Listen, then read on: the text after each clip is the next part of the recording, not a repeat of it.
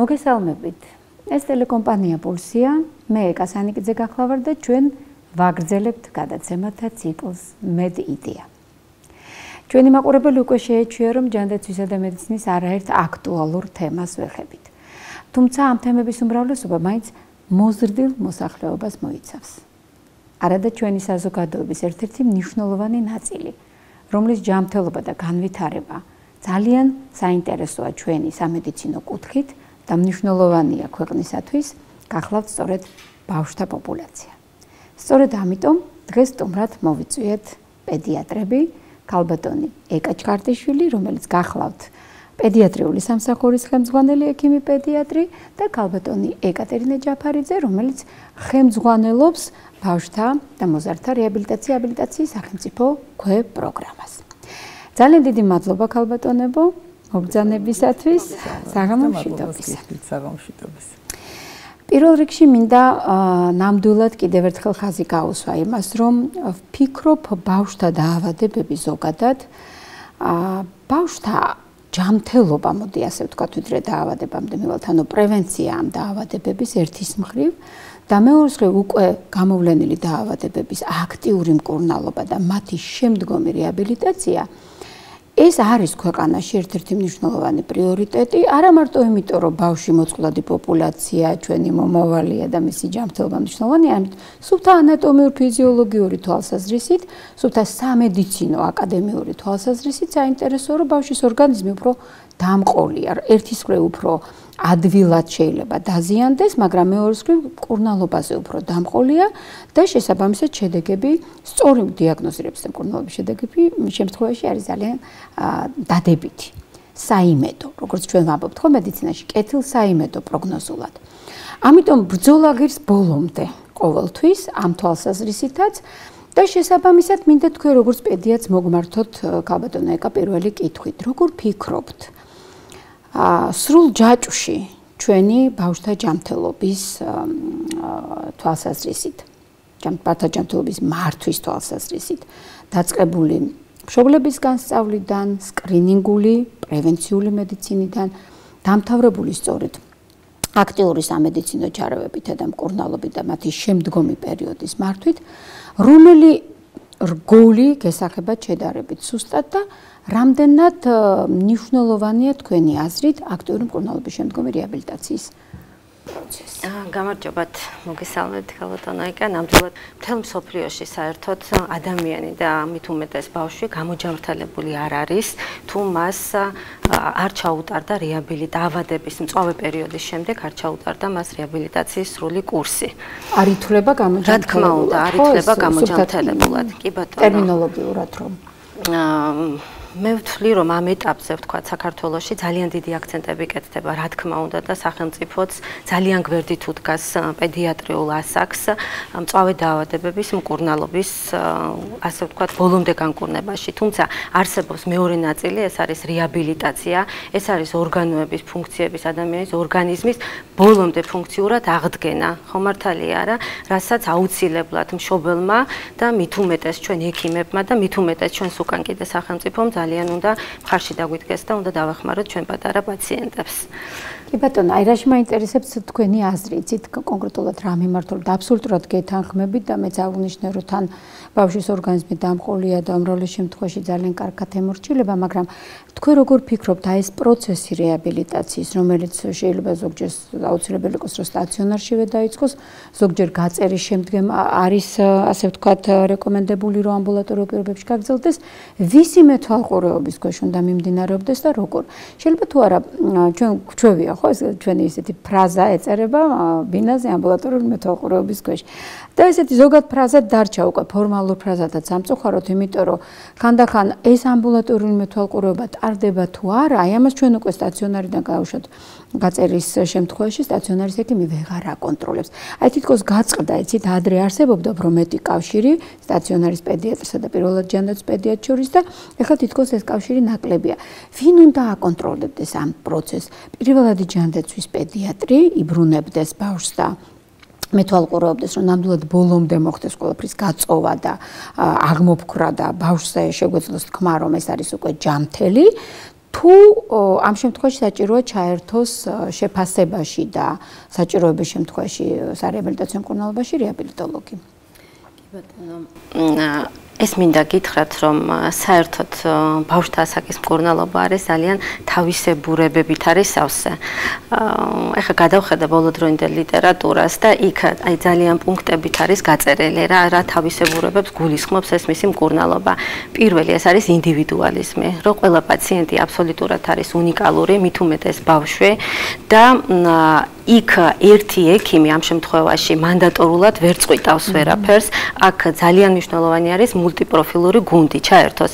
მის მკურნალ ექიმთან ეს იქნება პედიატრი, ნევროლოგი, ქირურგი, ორთოპედი, კარდიოქირურგი, ვთქვათ, აი ეს ძირითადი დაავადებები მე კიდე მოგახსენებთ, მოგვიანებით რეაბილიტოლოგთან ერთად.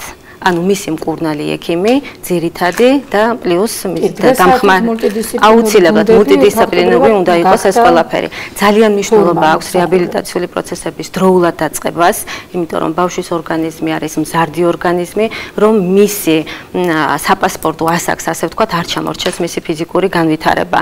თანმიმდევრულობას აქვს ძალიან დიდი მნიშვნელობა და ეს მეთანხმებით, რომ აი ამ პროცესების დაცვა ყველაფერი მაღალ დონეზე ძალიან მაღალ პროფესიონალის მოითხოვს ექიმების მხრიდან. ასევე არის კარგი კვება, ჰიდრატაცია, ბავშვის აუცილებელი მნიშვნელოვანი რგოლია და მშობლის მომენტი, რომელიც აუცილებლად ოპტიმისტურად ელოდება და დროის გარკვეულ მონაკვეთში ელოდება ამ ყველა პროცესების შედეგებს.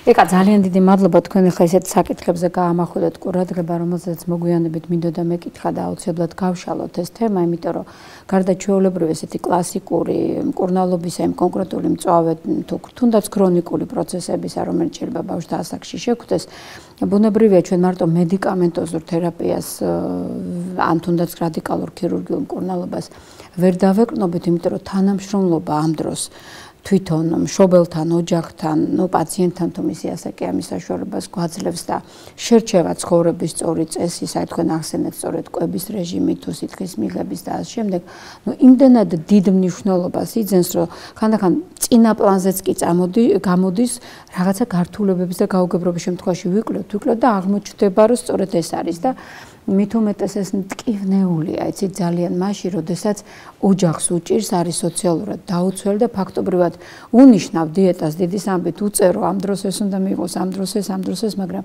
აქვს კი მას ამის შესაძლებლობა და არ გამოდის საბოლოო ჯამში და არადა ეს იმდენად მნიშვნელოვანი ფაქტობრივად მკურნალობის ნაწილი, ან სწორედ რეაბილიტაციის პერიოდის ნაწილი შეიძლება იყოს, რომ ამისმა უკმარობამ ხელი შეგვიშალოს პროცესების ბოლომდე ალაგებაში და დიდი მადლობა ამ თემას რო შეეხეთ და მოგვიანებით მე ვფიქრობ, რომ ჩვენ ამას გავშლით კიდევ და ეხლა მინდა ქალბატონ ეკას ვკითხო, რახან ჩვენ ვახსენეთ, რომ შეიძლება კონდეს როგორც მწვავე ისე ქრონიკული დაავადებები ან თანდაყოლილი სხვადასხვა ნოზოლოგიები, რას ემსახურება ბავშვთა და მოზარდთა რეაბილიტაციის სახელმწიფო პროგრამის ის ნაწილი, რომელსაც თქვენ უწევთ კოორდინირებას თქვენს დაწესებულებაში და შესაბამისად გაქვთ სრული ასეთი თანამშრომლობა იგივე ტიპის სერვისებთან, რომელიც ჩვენ ქვეყანაში ამ პროგრამის ქოლგის ქვეშ ხორციელდება. და ეს კონტინგენტი არის თუ არა საკმარისი იმისათვის, რომ დავფაროთ მთლიანად ბავშვთა პოპულაციას რეაბილიტაციო სერვისებით და თქვენი ზოგადად მოსაზრება ამ კონკრეტულ პროგრამასთან დაკავშირებით, რა ეტაპზეა ახლა და რა მიღწევები გაქვთ და რა გარკვეული გამოწვევები შეგიძლიათ დაასახელოთ. სახელმშვიდობის მოგესალმებით. ასევე მადლობას მოგახსენებთ ჩვენი მოწვევისთვის. ფრიად სასიამოვნო არის ჩემთვის პირადად ეს ფაქტი. რაც შეეხება ბავშვთა რეაბილიტაციის პროგრამას, რომელიც ერთი ძალიან დიდი სოციალური რეაბილიტაციის და ბავშვთა ზრუნვის პროგრამის ქვეკომპონენტი არის. ეს პროგრამა მოიცავს კიდევ მრავალ ქვეკომპონენტს, თუმცა ბავშვთა რეაბილიტაციის ქვეპროგრამა, რომელიც არც თუ ისე მცირე ხანია ჩვენ სახელმწიფოში მოქმედებს, რომელსაც აფინანსებს ორგანიზებას უწევს ამას ჯანდაცვის სამინისტრო, ძალიან წარმატებულად შეიძლება ჩაითვალოს, რომ არის მოქმედი. თვითონ პროგრამაში გაერთიანებული არიან ბავშვები, რომელთა დაავადებები, ნოზოლოგიები არის დაადაგენილების შესაბამისად მოწოდებული რასაკვირველია, ეს არის ცერებრული დამბლა, განვითარების ეტაპების დაყოვნება, ქცევითი აშლილობა, აუტიზმი და მრავალი კიდევ სხვა. როგორც ქალბატონმა ეკამ აღნიშნა, საჭიროება მულტიდისციპლინური გუნდის ჩართულობის ამ ყველაფერში, რომელიც მოიცავს პედიატრიდან დაწყებული დამთავრებული რეაბილიტოლოგი, თვითონ აი ამ ქვეპროგრამაშიც კი სარეაბილიტაციო ქვეპროგრამაში აქაც ცალკე შიდა მულტიდისციპლინური გუნდის პრინციპი მუშაობს და მოქმედებს. რას ნიშნავს ეს, რომ ბავშვთა ნევროლოგი, რეაბილიტოლოგი ჩართული არის ქვეპროგრამის მსვლელობაში და ის სპეციალისტები, რომლებიც ემსახურებიან სრულად აი ამ ქვეპროგრამის მუშაობას. ესენი არიან ოკუპაციური თერაპია, ქცევის თერაპია, ფსიქოლოგიური კორექცია, მეტყველების ენისა და მეტყველების თერაპია. ეს გუნდი ერთობლივად, რასაკვირველია, განსაზღვრავს ბავშვის ინდივიდუალურად საჭიროებას, ადგენს მიდგომის წესს და ამის შესაბამისად ხორციელდება პროგრამა გუნდური მუშაობის საშუალებით. ეს არის არაჩვეულებრივი შესაძლებლობა მინდა გითხრათ ბავშვებისთვის, მათი მშობლებისთვის და არ შეიძლება ვერც ერთი ოჯახი ამას ვერ აწევდა, რომ არ ყოფილიყო სახელმწიფო და არ შეიძლება არ აღინიშნოს სახელმწიფოს ძალიან დიდი როლი და დამსახურება ამ ქვეპროგრამის განხორციელებაში და თანადგომაში და ზოგადად წარმართვაში. თუმცა არსებობს რასაკვირველია პატარ-პატარა ხარვეზები, რომელიც სასურველი არის, რა თქმა უნდა, რომ უფრო მეტად დაიხვეწოს და ამაშიც ძალიან ისეთ დიდ როლს თამაშობს სახელმწიფო და არის ხელმისაწვდომობა ჩვენ ყოველ შემთხვევაში ცენტრებს, მიმწოდებელ ორგანიზაციებს.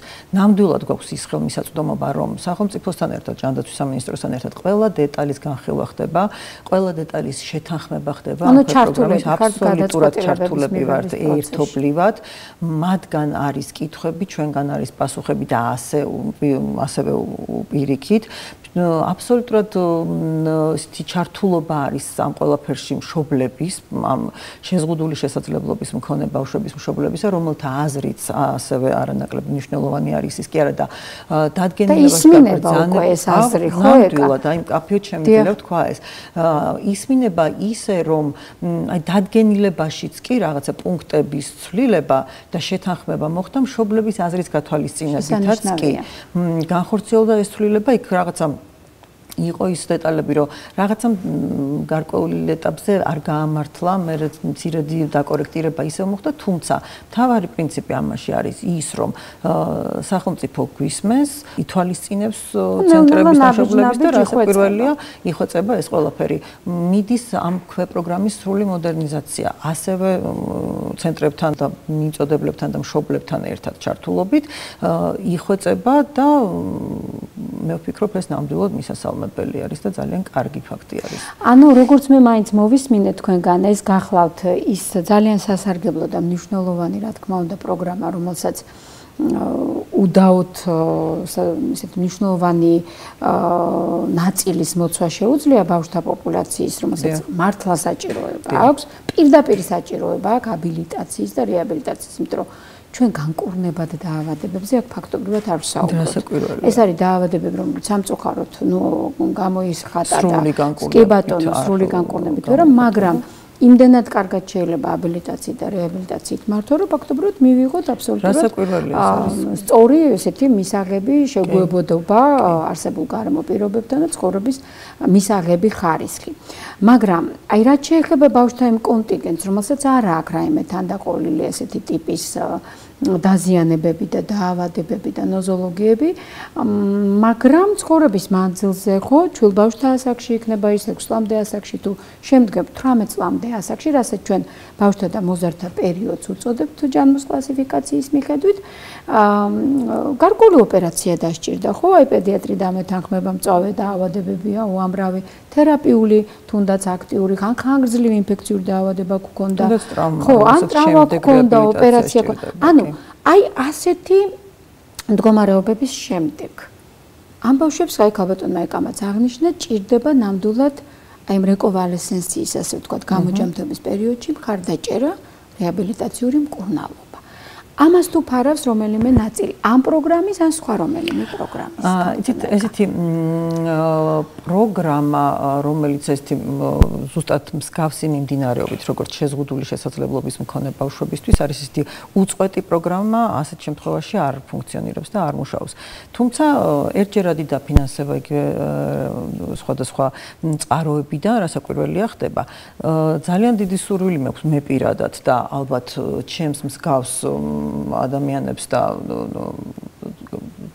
ანუ ამ რეაბილიტაციასთან დაახლოებულ სამსახურებს იმისი რომ არა შეზღუდული შესაძლებლობის მქონე ბავშვებს არამედ ჩვეულებრივი ტიპიური განვითარების ბავშვებისთვისაც რომელთაც თუნდაც რაღაცა გარკვეული მიზეზების გამო გაუჩნდათ ამის საჭიროება მათთვისაც იყოს ხელმისაწვდომობა ამ რეაბილიტაციის და ეს იყოს ესეთი პროგრამული ხასიათის რომელიც მიიყვანს ბავშვს სრულ გამოჯანმრთელებამდე და დაუბრუნებს მას ცხოვრების საწყის დააბრუნებს მისი ცხოვრების საწყის ეტაპზე. ანუ ამაში პატარა ასე ვთქვათ ხარვეზი გვაქვს, გლიჭოს რო ეძახით ეგრეთ წოდებულ გეპს. ნამდვილად, თუმცა ვფიქრობ და იმედი მაქვს, რომ ესეც ნელ-ნელა რაღაცნაირად დაფინანსების კუთხით ვამბობ, პროგრამის კუთხით, თორე სარეაბილიტაციო ცენტრები გვაქვს. რასაკვირველია, რომ პერსონალი ყავს, ფინანსურად და მატერიალურად ძალიან ბევრი ოჯახისთვის არ არის ხელმისაწვდომი. აი, ამაზე მინდა ვისაუბროთ. კი ბატონო. რატო ჯდება ფინანსურად, ქალბატონო ეკა ძვირი ძალიან რეაბილიტაცია, იმიტომ რომ ხანგრძლივი პროცესია, იმიტომ რომ ბევრი სპეციალისტია ჩართული.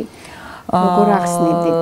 რასაკვირველია, ეს არ არის ხანმოკლე პროცესი, ეს არ არის რაღაცა ერთკვირიანი ან ორკვირიანი, რომ უცებ მოხდა რეაბილიტაცია და აღდგა და ეს არის რა თქმა უნდა პირველ რიგში ინდივიდუალური, გამომდინარე დაავადების სირთულიდან, გამომდინარე მდგომარეობის სიმძიმიდან და ზოგადად რეაბილიტაცია რასაკვირველია მოიცავს ხანგრძლივ პერიოდს. ამიტომ ეს დაკავშირებული არის საკმაოდ სოლიდურ ფინანსურ ხარჯთან, რაც ხშირ შემთხვევაში მშობლებისთვის არ არის ხელმისაწვდომი და ამაზე ნამდვილად გვჭირდება თანადგომა ყველასგან, ვისაც ეს ხელი ეწიფება, რომ ასეთი ბავშვებისთვის იყოს ეს ხელმისაწვდომობა უფრო მიღწევადი. დიდი მადლობა ამ საკითხის ამოჭრისათვის, იმიტომ რომ მე ვფიქრობ იგივე მერიის, გამგეობის, სხვადასხვა ფონდების დახმარებით შესაძლებელია ალბათ მოგვარდეს ეს პრობლემა ერთხელ და სამუდამოდ ქვეყანაში, იმიტომ რომ არა მარტო სოციალურად დაუცველ ოჯახებს, რომელთა შვილებს შეიძლება დაჭირდათ ესეთი ქრონიკული დაავადების შემდგომი რეაბილიტაციის, ან თუნდაც ოპერაციის და როგორც ვთქვი, ტრავმების შემდგომი რეაბილიტაცია, არამედ თითქოს და შემოსავლის მქონე საშუალო ან თუნდაც შეძლებული ოჯახის მქონე მშობლებს აი უცებ დაატყდებათ ხოლმე თავზე რაღაც ესეთი სოციალური და ფინანსური ტვირთი, იმიტომ რომ როგორც თქვენ ბრძანეთ, თუ ეს არ რაღაცა ერთთვიანი და ორთვიანი პროცესი ასე თუ ისე ახერხებენ ხოლმე გამკლავებას და უძლებენ, იმიტომ რომ საქართველოს მაინც ტრადიციული ქვეყანაა და იქ ნათესავი მეგობარი ახლობელი გვიდგება გვერდით, მაგრამ მე ვიცი რომ არის შემთხვევებიც 4, 5, 6 თვიანი რეაბილიტაცია ჭირდებათ სხვადასხვა ქვეყანაში, ზოგჯერ სამწუხაროდ წასვლაც აი იყო რამოდენიმე ცნობილი შემთხვევა, როდესაც ავარიის შედეგად ხო პატარა ბიჭი დაგვიზარალდა და ნუ მოკლედ საქართველოს გაერთიანდა, მაგრამ ნუ მშობლები ძალიან ბევრ ქვეყანას და ბევრ სარეაბილიტაციო ცენტრს მიმართავდნენ და ასე შემდეგ. ანუ ეს თემა ცოტა უფრო მაღალ აკადემიურ დონეზე ალბათ ასაწევი და აქ უკვე საუბარია იმაზე, რომ რაღაცა სტანდარტიზებული შეიძლება მიდგომები იყოს შეფასების, შემდგომში უკვე აი ეს ინდივიდუალური თუნდაც სამკურნალო სარეაბილიტაციო გეგმები, რომელიც პროფესიონალების მიერ დგება, მაინც გარკვეული პროტოკოლების ჩარჩოებში იყოს მოქცეული და აი ეს პროტოკოლები და გაიდლაინები ბავშვთა ასაკის რეაბილიტაციის სხვადასხვა ტრავმების თუ ოპერაციის შემდგომი მე როგორც ვიცი დასაწერია და შესამუშავებელია, ამაზე კიდევ ბევრია სამუშაო, რომ რაღაც უნიფიცირებული იყოს ასეთ შემთხვევებში სარეაბილიტაციო პროცესები, ანუ ეს ცალკე დასალაგებელი პროცესია კიდე და პლუს ამას ემატება ის, რომ თუ ჩვენ მივაღწიეთ და გვექნება ესეთი სარეაბილიტაციო ცენტრები შესანიშნავი ინფრასტრუქტურით გამართული საკმარისი საკადრო რესურსით, იმიტომ რომ თქვენ ახლა ესეთ საკადრო რესურსით ჩამოთვალთ, რომლის დეფიციტიც ქვეყანაში არის და მე ეკას როგორც უმაღლესი სასწავლებლის წარმომადგენელს და პედაგოგს სამედიცინო უნივერსიტეტის ამაზეც ვკითხავ, რამდენად შეიძლება რომ სამეცნიერო უნივერსიტეტებმა იზრუნონ ასეთი კადრების აღზრდაზე ან სხვა მომიჯნავე სპეციალობებმა, ასე ვთქვათ, გადამზადებაზე სპეციალისტების, რომ X-Men-ის მეტყველების ქცევითი თერაპევტი ახსენეთ, ფსიქოლოგი, ოკუპაციური თერაპევტი რა ძალიან გვიჭირს ქვეყანაში. ხო, ალბათ ეს ყველაფერი ერთად გარკვეულწილად ის პრობლემებია, რომლებიც ჯერს, ანუ ფინანსებამდე სანად მივალთ დაფინანსებამდე მკურნალობის ეს რესურსიც გვაკლია და შეიძლება ამიტომ არ არის ჯერ დღის წესრიგში დაფინანსება.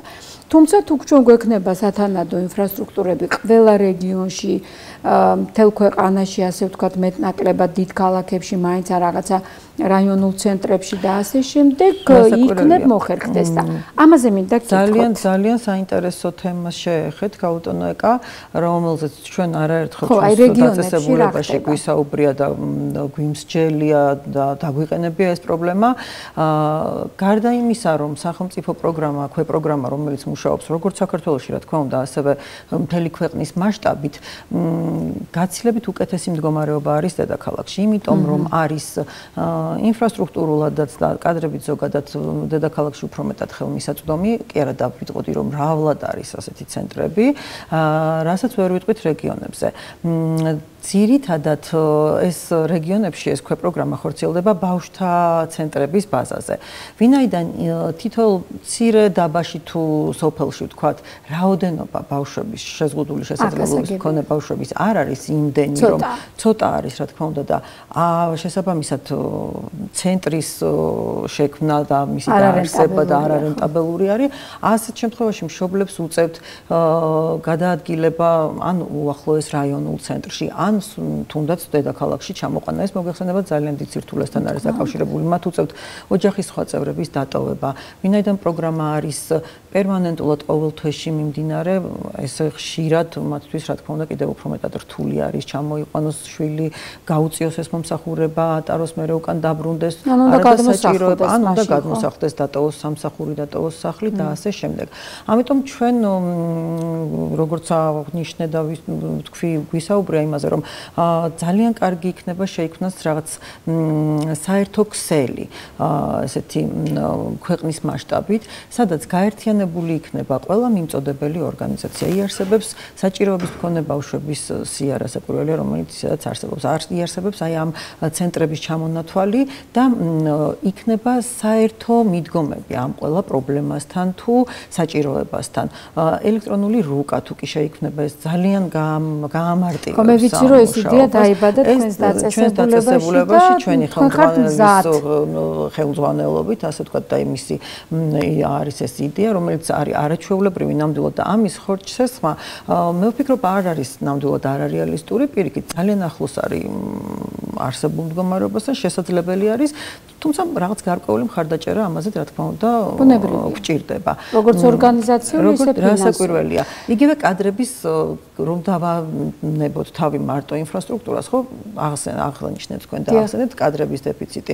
რეგიონებში მით უმეტეს პრობლემა არის, ხო, საკადრო რესურსის, ამიტომ უნდა მოხდეს გადამზადება. ჩვენი ცენტრი თუნდაც მზად არის იმისთვის, რომ აი ამ კადრების გადამზადებაში მიიღოს აქტიური მონაწილეობა, დაეხმაროს მათ რაღაც გარკვეული ტრენინგ კურსების გავლაში, რომლითაც ეს გადამზადებული თერაპევტები უფრო გაცილებით მარტივად და სწორად მაღალი ხარისხით შეძლებენ, მაგრამ მე რეგიონებში ეკა და აი მიმდინარე პროცესის დროს მხარდაჭერაზეც მე როგორც მახსოვს, აი ეს პროექტი, რომელიც თქვენ შეიმუშავეთ, მოიცავს ზოგადად მხარდაჭერასაც იმ პერსონალის, რომელსაც აბარია რეგიონებში ასეთი ბავშვები და პროგრამის ფარგლებში კურირებს და აი ეს მხარდაჭერა არის თუ არა დისტანციური რეაბილიტაციის გზით მიღწევადი, როგორ რასაკვირველია, დისტანციური რეაბილიტაცია ვფიქრობ, რომ დღევანდელ საქართველოში ნაკლებად არის დანერგილი და იქნებ დისტანციური რეაბილიტაცია მაშინ, როდესაც იყო ამის საჭიროება მოგეხსენებათ და ეს რთული პერიოდი რაც გამოვიარეთ, მაშინ დაინერგა სხვათა შორის და სტანდარტიც შეიქმნა ამისი ამ პროგრამის ფარგლებში წლებში და განვახორციელეთ და ვიტყოდი რომ არც თუ ისე ურიგოთ. ეხლა ამისი შეიძლება გადაუდებელი საჭიროება ყოველდღიურად არ არის დისტანციური მომსახურების, თუმცა არსებობს რაღაცა გარკვეული პერიოდები ყოველს ცხოვრებაში, ყოველს აქვს რაღაც ის პერიოდი, რომ თუნდაც რაღაცა კონკრეტული იმ დღეს ვერ მიყავს ბავშვი ცენტრში. აქვს ხელმისაწვდომობა, მაგრამ ნუ რაღაც იმ დღეს ვერ მიყავს. ან მშობელი არის შეუძლოთ, რომელიც საპატიოდ არ აღიქმება ამ შემთხვევაში ბავშვის თერაპიას. ან რეგიონში არ აყავთ კადრი და დისტანციურად შეიძლება მიმართულების კადრი, მაგრამ არ აქვს მაგალითად ოკუპაციური თერაპევტი, რომელიც დღეს საქვეყნო პრობლემა არის, მე ვფიქრობ. ამიტომ ეს დისტანციური მოდელი ასევე ვფიქრობ და მგონია, რომ ძალიან დაეხმარება ამ ბენეფიციარსაც და ზოგადად ამ პრობლემას მოგვარებაში. თუ გქონიათ შემთხვევა, რომ დისტანციურად რეგიონის კადრისთვის გაგიწიოთ კონსულტაცია, ან პაციენტისთვის ჩაგეტარებინოთ დაუშვათ არ თერაპიის სეანსი ოკუპაციური ქცევითის, ეხლა ფიზიკური აქტივობაც კი შეიძლება აჩვენო და გაამეორებინო მასაჟს ვერ გავუკეთებთ თორე. კი ბატონობა, ისე რომ ამ მშობელმა არ დააზიანოს რამე პირიქით და უკვე შედეგი არ მიიღოთ. რასაკვირველია, ეს სერვისიც გაგვიწევია და ეს ამისგან ჩვენ გვქონდა დაასტურით და დირექტივაც მიღებული სახელმწიფოსგან და ეს იყო მართლა არაჩვეულებრივი შესაძლებლობა მაშინ რომ არ გაჩერებულიყო ეს პროგრამა და ამ ბავშვებს მაინც მიეღოთ ეს სერვისი. ამაში მართლა ძალიან დიდი ხელშეწყობა მივიღეთ სახელმწიფოსგან და თვითონ ბენეფიციარებმა და მათმა მშობლებმაც რა თქმა უნდა მიიღეს ის რომ მიუხედავად ამ სირთულისა მაინც უტარდებოდათ თერაპიები. რა თქმა უნდა ენისა და მეტყველების თერაპია დისტანციურად არაჩვეულებრივად ჩატარებულა და საკმაოდ ხშირ შემთხვევაში უფრო მეტად გამართლებულიც ყოფილა ვიდრე იმიტომ რომ აქვთ მოზარდებს ამ პროგრამაში ჩართულ ზოგიერთს აქვს ჩაკეტილობის პრობლემა, ანუ არ უნდა შინიდან გამოსვლა და შესაბამისად მათთვის ეფექტური აღმოჩნდა გარეშე დარჩენას რა თქმა უნდა ჯობია თუნდაც სატელეფონო კავშირით ჩაუტარდეთ თერაპია. ამიტომ ეს ნამდვილად დანერგილი არის, იყო და აპრობირებული და ძალიან ხშირ შემთხვევაში გამართლებულიც ყოფილა. ეხლაც, როდესაც ამ მოთხოვნას ვერ დავარქმევთ, თხოვნით მივმართეთ ჩვენ სახელმწიფოს გარკვეული დოზით, თუმცა ამ პროგრამაშიც არის ეხლაც ჩადებული, რომ იმ შემთხვევაში თუ კი რაღაცა გაუთვალისწინებელი მიზეზის გამო ბავშვი ან მისი მშობელი ცენტრში ვერ მოდის, გარკვეული არ ეკარგება ის თერაპია და შესაძლებელი არის ეხლაც კი დისტანციურად ჩავატაროთ, თუმცა როგორც თქვენ აღნიშნეთ და მეც დაგეთანხმებით, რეგიონების შემთხვევაში ეს ბევრად კიდევ უფრო მეტად მოქნილი და ყოველ შემთხვევაში გარდამავალ პერიოდში, ვიდრე ჩვენ გვეყოლება იმდენი კადრი სარეაბილიტაციო პროფესიის და სპეციალობის, რომელიც ამ პროგრამაში გჭირდება. ქაბატონეკა, ეხლა ეს თქვენ დაგიბრუნდებით, წეგანაც წამოვიწყეთ ეს თემა და გავაგრძელებ ამ თემას თქვენთან ერთად, რომ თუ ჩვენ საუბრობთ სრულ გაჯანსაღებაზე და აი ვერ ვასრულებთ იმას, რომ იქ მშობელთან გვაქვს პრობლემა კომუნიკაციის, იქ სოციალური პრობლემებია, იქ რაღაცა კვებასთან დაკავშირებული და ასე შემდეგ და ზოგადად რეაბილიტაციის ჩატარების პრობლემა, იმიტომ რომ ჩვენ ვიცით, რომ 10-დან 30,000 დოლარამდე შეიძლება დაჯდეს დაზიანების ხარისხის და ფუნქციის მოშლის მიხედვით დავუშვათ საზღვარგარეთ ბავშვის თუნდაც მოზრდილის წაყვანა და რეაბილიტაცია. ამიტომ მე ვფიქრობ, რომ ფინანსური თვალსაზრისითაც ძალიან საინტერესო და ხარჯდეფექტური იქნება თუ ჩვენ მოვახერხებთ, რომ რეაბილიტაცია გახდეს ნაწილი აი იმ საყოველთაო პროგრამისა, რომლითაც გიფინანსებენ თქვენი მწვავე მდგომარეობის მკურნალობას, ხო? ან თუნდაც იმ დავუშვათ ქრონიკულის გამწვავების მკურნალობას. როგორ გესახებათ, აი როგორ შეიძლება რომ მივიყვანოთ, როგორც თქვენ ბრძანეთ, სრულ გამოჯამთელებამდე ჩვენი ბავშვები? აი მე კიდევ ერთხელ მინდა როგორც პედიატრმა კიდევ ერთხელ აქცენტები გავაკეთო აი ამ საკითხის აქტუალურობაზე და მინდა უბრალოდ ჩამორთვალო ის დაავადებები, რომ უფრო გასაგები გახდეს თქვენთვის, რაზე არის საერთოდ საუბარი. გესმით? ზოგადად აი მედიცინის განვითარებასთან ერთად საქართველოშიც ნამდვილად მოხდა პედიატრიული კუთხით მედიცინის წინსვლა, ნამდვილად მოხდა ისეთი დაავადებების და ისეთი დიაგნოზების დასმა, რაც მანამდე ჩვენ არ ვიცოდით. ნამდვილად მოხდა ეს ყველაფერი, ნამდვილად მოხდა იმ დაავადებების მკურნალობა, რაც სამწუხაროდ წინა წლებში ვერ მკურნალობდით იმ დაავადებებს. დაიშვა იშვიათი დაავადებების დიაგნოზები საქართველოში. ეს შევძელით, დავსვით ეს დიაგნოზი, თუმცა ამას სჭირდება შემდეგ გაგრძელება. ძალიან ბევრი არის ასეთი დაავადება ნევროლოგიური კუთხით, არის ნერვკუნთოვანი დაავადებები, ქალბატონო ეკა, რომელიც მიმდინარეობს კუნთების ჰიპოტროფიით, კუნთების ატროფიით, დისტროფიით მიმდინარე დაავადებები. ეს დაავადებების დიაგნოზები ისმება. ნამდვილად ბავშვები გადარჩებიან, გესმით, თუმცა რომ გადავარჩენთ ამ პაციენტებს, აუცილებლად შემდეგ უნდა დავეხმაროთ ყველაფერი. აი, მე მინდა რომ აი დიახ, დაწყებული საქმე არ ჩაიყაროს წყალში, ნამდვილად მივიდეს ბოლომდე. ნამდვილად მივიდეს ბოლომდე. შეიძლება ამ კუთხით, აი ასეთი ქრონიკული დაავადებების მკურნალობაში ჩვენ მკურნალ ექიმებს ვთქვათ, კონდეს აი 30-40% წვლილი, მაგრამ 60% მერე მთელი ცხოვრება თითქმის შეიძლება რომ იყვნენ ეს პაციენტები სარეაბილიტაციო პროგრამაში ჩართული. ამიტომ არის რომ მოთმინებას მშობლების მხრიდან, მედპერსონალის მიმართ, თუ გინდათ სახელმწიფოს მხრიდან აქვს ძალიან დიდი მნიშვნელობა და ძალიან დიდი მხარდაჭერა. არის არ შემიძლია ვთქვა რომ ბავშვთა ასაკში კარდიოქირურგიული ოპერაციები რა, აი არ არსებობს რომ ეს არ გავაჟღეროთ, რომლის შემდეგაც ეს ბავშვები ნამდვილად გადარჩებიან, აი იშვიათი დაავადებები ნამდვილად გადარჩებიან, თუმცა ამ პაციენტებს შემდეგ თუ მხარში არ დაუდექით